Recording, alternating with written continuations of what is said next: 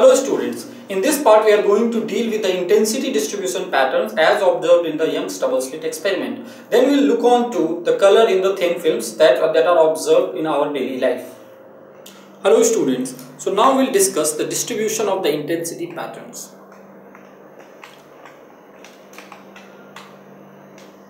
Now we have seen the Young's double slit experiment and we have seen when the maxima happens and when the minima happens. Now in the typical experiment that we have taken,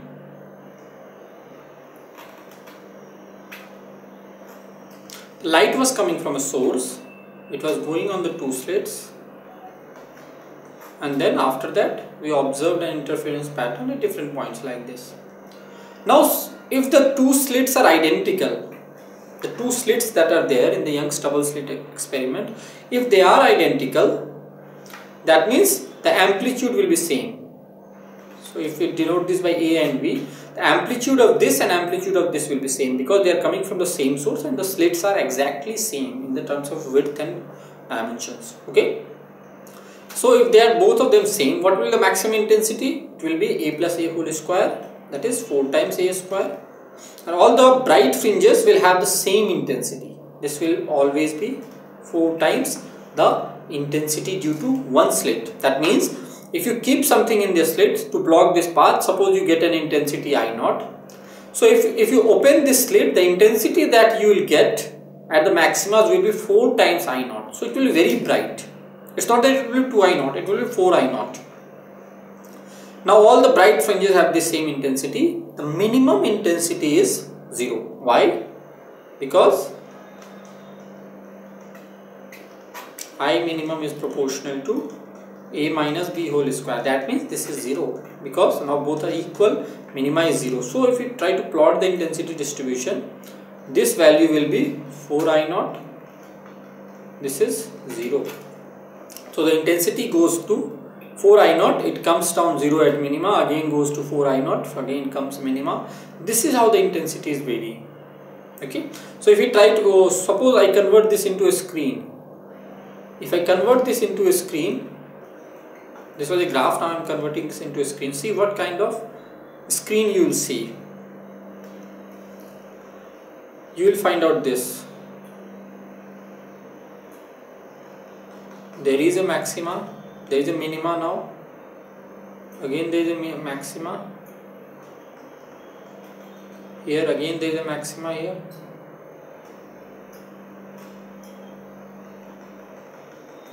Because this is, I am showing in terms of graph. What will be in terms of the light intensity that you see? It will be these maximas and then there will be minimas. So let's see. Minimas will be this. There will be minima in between where you see it going to 0. Again minima here. Again there will be minima here. So it's like this. That's how it's happening. Okay. It's going from maxima to minima. So this is the kind of intensity pattern we will observe in Young's double slit experiment. Okay. Now what are the conditions for the sustained interference that we are talking now? The two sources producing the interference must be coherent. If you remember, I told you in the beginning and I told you that we will be discussing it in detail why this is important, that they must be coherent. Coherent means the phase difference is constant. Delta phi, if I find, that must be a constant. Okay. So because what will happen, if you remember, the resultant intensity was A cos omega t plus theta, right? If you remember, this was the resultant intensity. Intensity due to one was A sin omega t, second one was A sin omega t, sorry, B sin omega t plus phi, and then you had a theta. Now this theta depends on phi. What will happen if this phase difference is not constant? This is not constant. What will happen? That means theta is not constant because theta we get from phi. If you remember the formula, you had tan theta is equal to B sin phi by A plus B cos phi. So if you vary the phi, this theta will also change, right?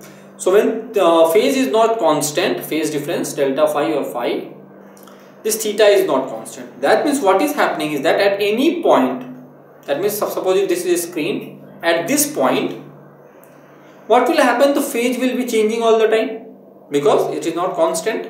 Not constant means this resultant intensity. What is this? This is resultant, means the effect of both of this. This will be changing with respect to time. Now what happens? That this change is very fast.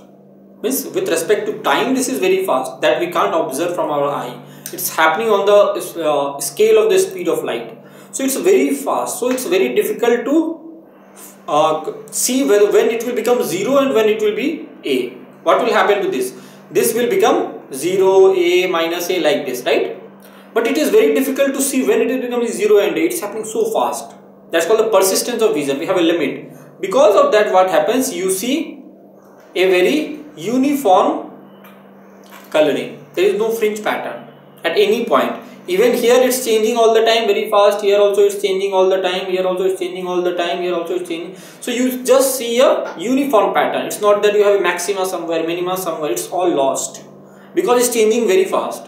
So it's not that interference is not happening. Interference is happening. You have maximas and minimas, but they are changing so fast that you can't observe it.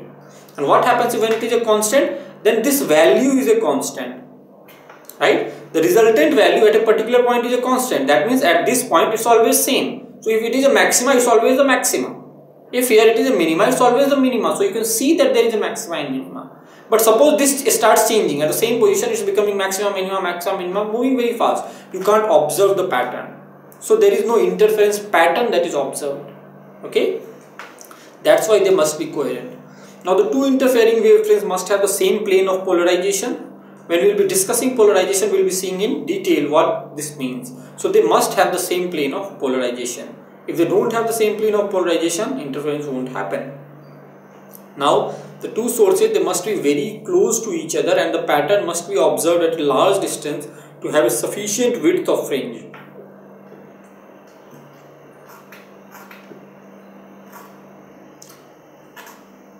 We have this, we have a source, this is going like this, right? Light is coming from here, going like this, some pattern is obtained, I don't know, maxima, minima, something will happen depending on part difference, which gives the phase difference.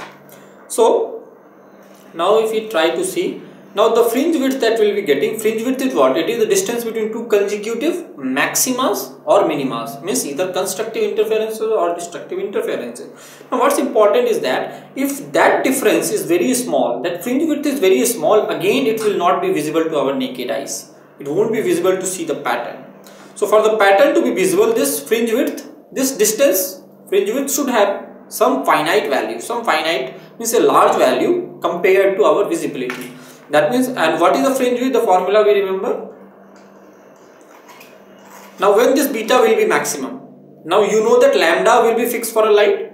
So it will be maximum when d by d is maximum, right? The product. Now d by d is maximum means the numerator should be maximum. That means this distance should be maximum. And this should be minimum. It is in the denominator. So if it decreases, the total value will increase. So that means this should be minimum. This should be small. That's what is being told by this. Okay.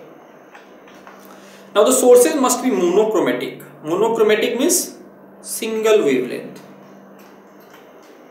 Means it shouldn't be that the light that you are giving, it has 4 and 5 wavelengths. Suppose it has 2 or even 2 wavelengths. Suppose it has 2 wavelengths. What will happen is that you will have a fringe pattern here.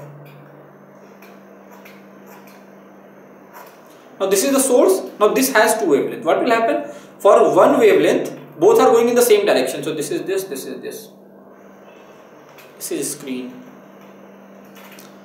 This is this. Now for one particular value of lambda, you will find that this is maxima. Suppose this is maxima. Maximum value. Suppose this is maxima. And for another value lambda dash, because it is composed of 2 wavelengths, you may have a minima here. Or it's possible that at this point there is a maxima, here it is a minima, and then here it is a minima. So what will happen? You will have a pattern that will be very complex. You will have some different maximas and minima happening all the places. You will not have a pattern corresponding to one wavelength. So it will be difficult to observe. You cannot tell that which maxima is for which wavelength. So in that case, identifying becomes difficult, because if you remember the formula that whenever the part difference d sin theta is n lambda, maxima will happen. So now if lambda changes, this theta will change. Theta will change means if the maxima was at this theta, for different wavelength it will happen at this theta. So you will have maximas happening here and there, and you will not be able to identify which is corresponding to which wavelength. So we need to have a monochromatic source. Okay, and they may overlap also. What will happen? Minimum of one overlaps with maximum of another, because all are happening according to their own wavelength, and they will have their respective maximas and minima at different angles, and these angles will be independent of each other, but they may overlap, right? So the pattern will be lost. Now the two waves must be having the same amplitude for better contrast between bright and dark fringes. What this says is, only when you have the same amplitude is that you will have a darkness, perfect dark fringe, right? So because the minima intensity is A minus B whole square. So when both are equal, the intensity is 0. Otherwise there will always be a finite intensity, right? So there will be a brightness, but it will never go to darkness. It will decrease in intensity, again increase in intensity, but it's not 0. So if you want a perfect contrast, so you can see there is bright, there is a black, and then again there is a bright. So for that you need that both have the same amplitude. Now colors in the thin films. It can be proved that the part difference between the light that is partially reflected from PQ, this is 1, this is RS, this, and there is a medium of refractive index mu here. What is happening is like this. Like suppose on a road, this is a road, you have a layer of oil that is there. Okay, you may have seen that there is an oil drop that is flattened here. What will happen? What you observe at some point is that there are colors on the surfaces. Like you will see a pattern of the colors. How that color comes in picture? How is it coming? It's coming because of interference. You may have seen oil floating on the surface of water, and you may have seen in the presence of sunlight you have colored pattern visible. That is due to interference. How it is happening? So this, we consider this as a medium like this, a very ideal situation, that this is a rectangular like this, a medium of refractive index mu. Like, so suppose there is a air, we are considering air, and then there is a in between a medium, but it could here or there could be another medium. It doesn't make much difference. So we'll see the principle of this. So you can prove that the part difference between the light that is partially reflected from PQ. Now this light is coming here, some light will be reflected, so this is the blue one that is reflected, partially reflected, some will get transmitted. Okay, so this is going like this. This is again coming here, and then it will be transmitted. Okay, now what will happen? These two lights will interfere. Now these two lights are coming out, they will interfere with each other. Now when they interfere, there will be interference pattern. Similar to when you had two light waves interfering, same thing will happen. Now if they interfere, what will be the part difference between these two? It's very easy to find the part difference, although it is quite complicated. How we can find out? What is the part difference? This has gone this OA, this is OC. So if you drop a perpendicular from here, which will be the wavefront. So now this point and this point have the same phase, right? Because once you draw a wavefront, then the points on that wavefront have the same phase. So what is the part difference? Part difference is this length plus this length. This is the extra length that it has gone minus this length, right? This is the length that this goes, and this is the length that this goes. Now here is one important thing that I need to mention, that is optical path. What is this optical path? Optical path is the path in terms of wavelength and frequencies. Means, suppose you have a medium, refractive index mu. Okay, there is a wave coming here. It has a particular wavelength lambda. When it enters, what will happen is that its wavelength shortens. Again, when it comes out, its wavelength resumes. Why? It's very easy. If you remember, the refractive index mu was c by v, right? The velocity v is here, c is in this medium. Mu is c by v. So now you can write it like this. What is lambda? C will be lambda into nu, lambda in air by lambda in the medium into mu. Now frequency, it depends on the source. Means if this has a frequency nu here, it will have the same frequency throughout. Frequency does not depend on the medium. It only depends on the source. So we can write it like this. Mu is equal to lambda in air by lambda in medium. So lambda in air is mu times lambda in the medium. That means the refractive in the wavelength in the air, this will always be mu times the wavelength in this medium, right? Now we know mu is always greater than 1, so lambda in air is greater than lambda in, so this is what I have shown you. So this comes from where? This comes from the very fact that its velocity decreases and the frequency remains the same, so the wavelength changes. Now in the interference, what is important is not this length. What is important is the phase, right? In what phase you are interfering. That means if you have one waveform is like this and another is like this, they will destructively interfere, and if another one is like this, they will constructively interfere. Now that the wavelength becomes smaller, okay, wavelength is becoming smaller, what will happen? Suppose another wavelength is going in the air from here. It is going in the air, so it will always have the same wavelength. So now consider the interference of this point and this point. Okay, what will happen? Up to this, both had gone the same length, so they are in the same phase till now. But after this, its wavelength decreases. So what is happening is that its phase has changed. It is moving with the same, but its phase has changed. So at this point and at this point, they are no longer in the same phase. And this is happening due to this. Because its length has shortened, what will happen is that it will be at a different position when this is at a different position, which earlier wasn't happening when this medium was not there. Okay, so that means it may be possible that initially they were in the same phase, like going like this.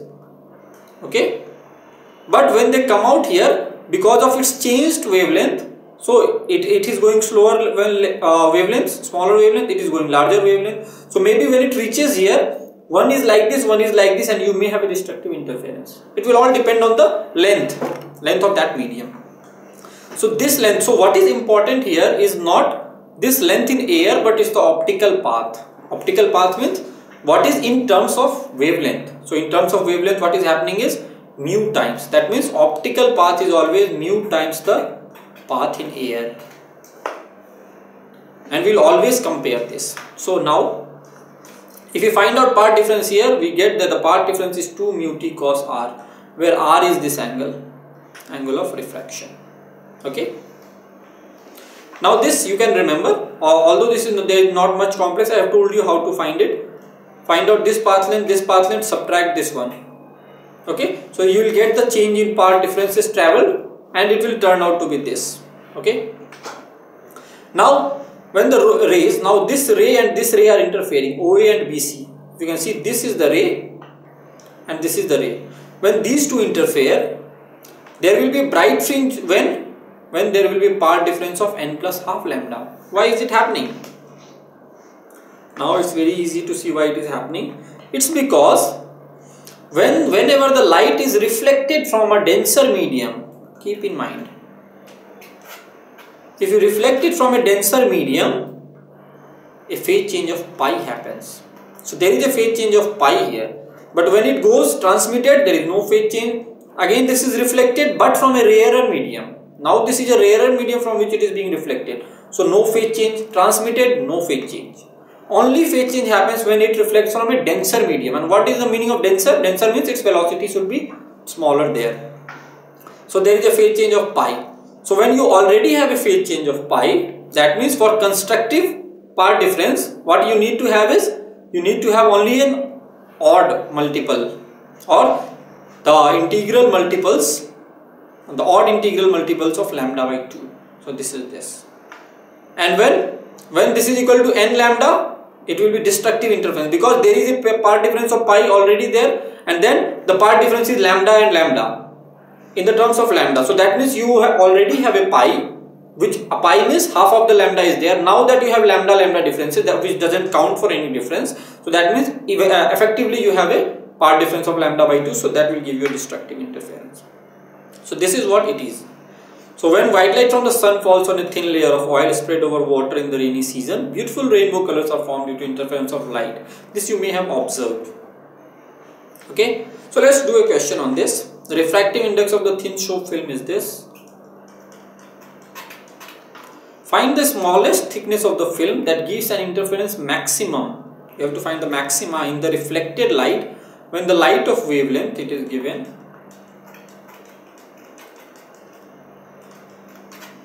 falls at normal incidence. Again, this is normal incidence. So if this is normal incident, what will be R? It will be 0. Right? Angle of refraction will be 0. Now for maxima,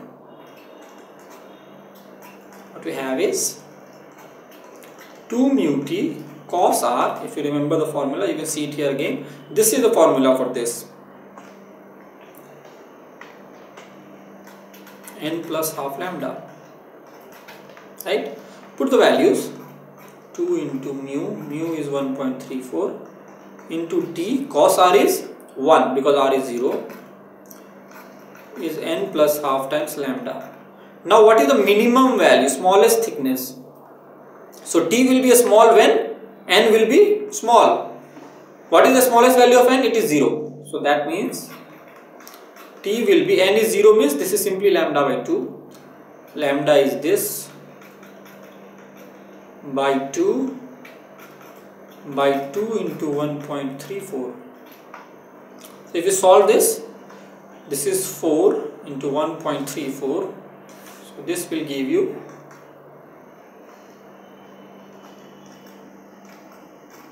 5.36 into 560 into 10 to the power. If you multiply this is 5.36. So if you do the calculation, what you have is, this is 536 into 10 to the power minus 2. This will make this 10 to the power minus 8. This will give you 10. So 10 into 10 to the power minus 8. So it is 10 to the power minus 7 meter. This is the minimum thickness that is needed. So we have seen what is the intensity distribution pattern in the Young's double slit experiment and how the colors are observed when the light passes through thin films. So in the next part, we are going to deal with a new topic of the wave properties of light, that is the diffraction. So stay tuned to Ask IITians for more on the wave optics. Thank you.